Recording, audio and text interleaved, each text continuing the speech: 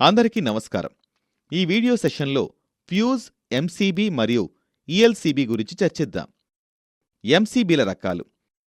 ఎంసీబీలు స్తంభాల సంఖ్య ద్వారా వర్గీకరించబడతాయి. ఇక్కడ స్తంభాలు స్విచ్లను సూచిస్తాయి. ఒకే స్తంభానికి ఒకే స్విచ్ ఉంటుంది.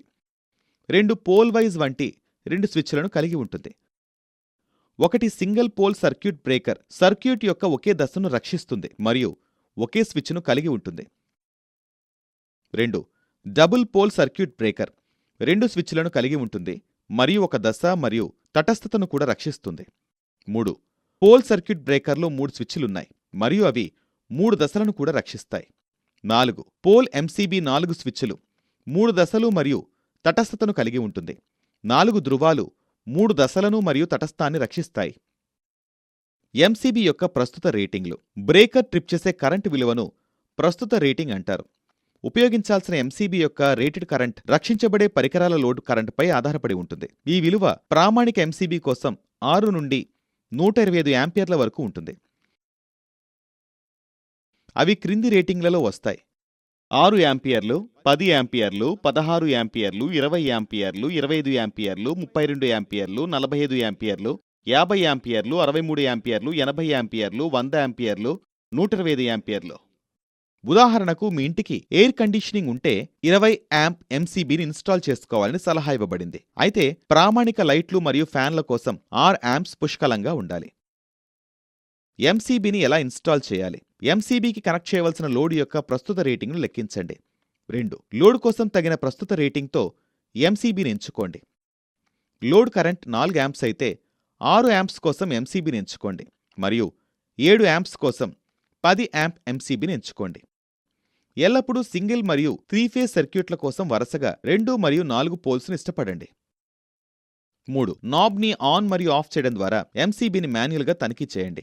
నాబ్ని క్రిందకి లాగేటప్పుడు త్వరగా పడిపోతుందని నిర్ధారించుకోండి. 4 ఎంసీబీని మౌంట్ చేయడానికి స్థానాన్ని ఎంచుకోండి. ఎంసీబీలు ఎల్లప్పుడూ మెటల్ ప్యానెల్ ఎన్క్లోజర్ లోపల ఇన్స్టాల్ చేయబడాలి. 5 తగిన మరలతో గోడపై metal box mount. 6 metal box లోపల ఎంసీబీ ముగింపు, బిగింపు లేదా సి బిగింపును పరిష్కరించండి. 7 అటాచ్ చేయడానికి బార్కి వ్యతిరేకంగా గట్టిగా నొక్కడం ద్వారా ఎంసీబీని మౌంట్ చేయండి. ఎంసీబీ సరైన స్థితిలో ఉందని నిర్ధారించుకోండి. తద్వారా మీరు నాబ్ని పైకి ఎత్తడం ద్వారా దాన్ని ఆన్ చేయొచ్చు. 8 ఎంసీబీ యొక్క ఇన్పుట్ మరియు అవుట్పుట్ వైపుల టెర్మినల్స్ వద్ద స్క్రూలను విప్పండి. ఎంసీబీ యొక్క ఇన్పుట్ టెర్మినల్స్కు సరఫరా వైర్లను కనెక్ట్ చేయండి మరియు ఎంసీబీ అవుట్పుట్ వైపుకు రక్షించాల్సిన లోడ్ను కనెక్ట్ చేయండి. 9 ఎంసీబీ నాబ్ను పైకి ఎత్తడం ద్వారా విద్యుత్ సరఫరాను ఆన్ చేయండి మరియు లోడ్ ఎటువంటి అంతరాయం లేకుండా పనిచేస్తుందని నిర్ధారించుకోండి. 10 సగం చతురస్ర వైర్ యొక్క 1 అడుగు పొడవును తీసుకోండి. వైర్ యొక్క 2 వైపులా ఉన్న ఇన్సులేషన్ తీసివేసి ఇన్సులేషన్ భాగాన్ని పట్టుకోండి. వైర్ యొక్క బేర్డ్ భాగాన్ని ఫేజ్ మరియు న్యూట్రల్ మధ్య వేగంగా సెకండ్ల పాటు ఉంచండి. షార్ట్ సర్క్యూట్ చేయడం తప్ప మరేం కాదు. తక్షణమే ఎంసీబీ ట్రిప్ చేస్తుంది మరియు లోడ్కు విద్యుత్ సరఫరాను డిస్కనెక్ట్ చేస్తుంది. 11 ఎంసీబీని ఆఫ్ చేయడం ద్వారా మీరిప్పుడు ఎంసీబీ యొక్క యాంపియర్ రేటింగ్ కంటే ఎక్కువ లోడ్ను వర్తింపజేయొచ్చు. ఓవర్లోడింగ్ తప్ప మరేం లేదు. మీరు ఎంసీబీని ఆన్ చేయడానికి ప్రయత్నించినప్పుడు నాబ్ ఆన్ పొజిషన్లో కొనసాగదు. ఓవర్లోడ్ కరెంట్ కారణంగా నాబ్ నిరంతరం కిందకి పడిపోతుంది. ఈఎల్సీబీలో చర్చిద్దాం. ఈఎల్సీబీ అంటే earth leakage circuit breaker. MCB లాగే ఈఎల్సీబీ కూడా ఒక స్విచ్, అయితే ఇది భూమి లీకేజీకి వ్యతిరేకంగా రక్షిస్తుంది. ఎర్త్ లీకేజ్ సర్క్యూట్ బ్రేకర్ అనేది ఒక రకమైన సర్క్యూట్ బ్రేకర్. ఇది లీకేజ్ కరెంట్ నుండి రక్షణ కోసం ఉపయోగించబడుతుంది. ఇది లీకేజ్ కరెంట్ను గుర్తించినప్పుడు అది విద్యుత్ సరఫరా నుండి లోడ్ను డిస్కనెక్ట్ చేస్తుంది. భూమి లీకేజ్ వల్ల విద్యుత్ షాక్లు సంభవించి ప్రాణాంతకం కావచ్చు. కేవలం ఈఎల్సీబీ ఒక భద్రతా పరికరం యొక్క ప్రాథమిక ప్రయోజనం విద్యుత్ షాక్ నుండి రక్షణ కల్పించడం. ఇది ఏదైనా అనధికార మార్గం ద్వారా సర్క్యూట్ నుండి తప్పించుకునే లీకేజ్ కరెంట్ను ట్రాక్ చేస్తుంది, కానీ ఇది ఓవర్లోడింగ్ లేదా షార్ట్ సర్క్యూట్ కరెంట్ నుండి రక్షించదు. ఆర్సీసీబీ లేదా అవశేష కరెంట్ సర్క్యూట్ బ్రేకర్ ఈఎల్సీబీకి మరొక పేరు. భూమి లీకేజ్ అంటే ఏమిటి? భూమి లీకేజీకి అనేక కారణాలున్నాయి. విరిగిన కండక్టర్ల ఫలితంగా లేదా దెబ్బతిన్న ప్రత్యక్ష కండక్టర్ ఇన్సులేషన్ ఫలితంగా ఇది జరగొచ్చు. అదనంగా లైవ్ కండక్టర్ పరికరాల శరీరాన్ని తాకినట్లయితే ఇది జరగొచ్చు. మానవుడు కండక్టర్ను లేదా పరికరాన్ని తాకినప్పుడు కరెంట్ వారి శరీరం గుండా మరియు భూమికి వెళ్ళగలదు. ఈ లీకేజ్ కరెంట్ లేదా పనికిరాని కరెంట్ పరికరాలు సరిగ్గా చేయకపోతే విద్యుత్ షాక్కు కారణమవుతుంది. ఉదాహరణకు, మోటారు యొక్క బయటి భాగం ఉక్కుతో తయారు చేయబడింది. ఇది వాతావరణ పరిస్థితుల నుండి అంతర్గత వైరింగ్ను రక్షిస్తుంది. వైండింగ్ మరియు మోటార్ హౌసింగ్ మధ్య బలమైన ఇన్సులేషన్ కూడా అందించబడుతుంది. కొన్నిసార్లు వృద్ధాప్య మోటార్లో ఇన్సులేషన్ విఫలం కావచ్చు లేదా బలహీనంగా మారచ్చు. ఈ సమయంలో వైండింగ్లో ప్రవహించే కరెంట్ మోటార్ గృహంలో కూడా ప్రవహించొచ్చు. ఇది వ్యక్తి లేదా ఆమె మోటార్ బాడీని తాకినప్పుడు విద్యుత్ షాకు కారణం కావచ్చు. మోటార్ సరిగ్గా చేయబడితే లీకేజ్ కరెంట్ భూమికి ప్రవహిస్తుంది మరియు అతను లేదా ఆమె సురక్షితంగా ఉంటారు. మీరు మోటార్ను ఈఎల్సీబీతో కనెక్ట్ చేసినట్లయితే, మీరు మోటార్లోని ఇన్సులేషన్ వైఫల్యాన్ని సరిదిద్దకపోతే లేదా మోటార్ని మంచిదానితో భర్తీ చేస్తే తప్ప అది స్వయంచాలకంగా సర్క్యూట్ను ట్రిప్ చేస్తుంది లేదా ఆఫ్ చేస్తుంది. ఈ సమస్య సాధారణంగా ఎలక్ట్రిక్ ఐరన్లలో కూడా సంభవిస్తుంది.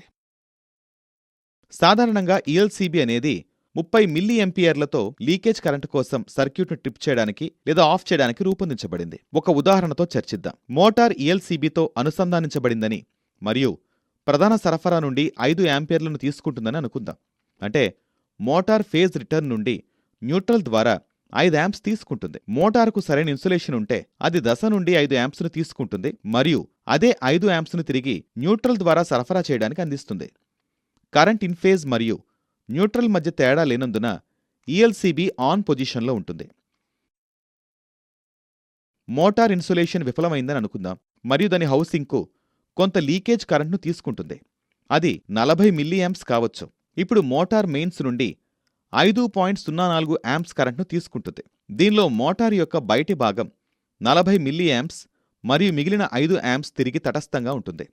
ఇక్కడ 40 మిల్లీయాంప్స్తో దశ మరియు తటస్థ మధ్య ప్రస్తుత వ్యత్యాసం ఉంది. సర్క్యూట్ నుండి విద్యుత్ సరఫరాను ట్రిప్ చేయడానికి లేదా ఆపివేయడానికి ఈఎల్సీబీకి ఈ 40 మిల్లీయాంపులు సరిపోతాయి. ఈఎల్సీబీని ఎలా ఎంచుకోవాలో చర్చిద్దాం. ఎంసీబీ వలె ఈఎల్సీబీ వరుసగా 2 పోల్ మరియు 4 పోల్స్ వంటి సింగిల్ ఫేజ్ మరియు 3 ఫేజ్ సర్క్యూట్లకు కూడా అందుబాటులో ఉంది. ఈఎల్సీబీ ప్రస్తుత రేటింగ్ ఎంపిక కరెంట్ సెన్సిటివిటీ యొక్క 3 రెట్లు మినహా ఎంసీబీ వలె ఉంటుంది. ఈఎల్సీబీ 30 ఎంఏ, 100 ఎంఏ మరియు 300 ఎంఏలతో సహా అనేక ట్రిప్పింగ్ సెన్సిటివిటీ స్థాయిలను కలిగి ఉంది.